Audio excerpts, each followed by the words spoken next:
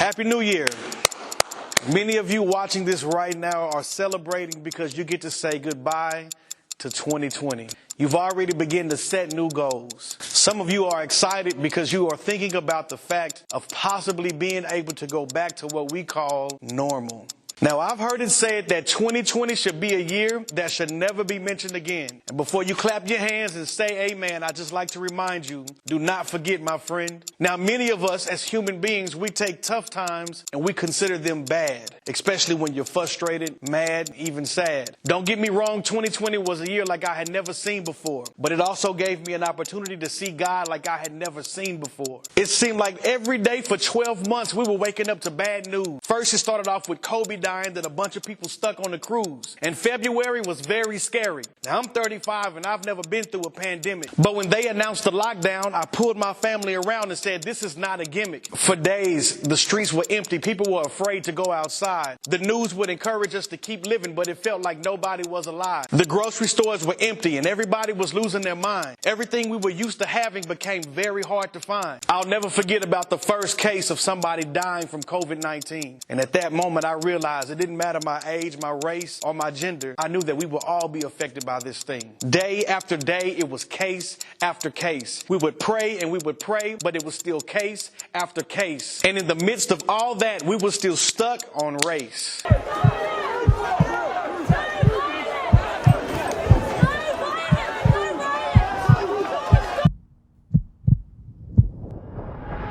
I was tired of watching people dying. I was tired of seeing people crying. I got tired of seeing people lying. To be honest with you, I got tired of trying. How many loved ones are lost? How many empty chairs are now in homes? I mean, like 1 week you were talking to them and the next week they were gone.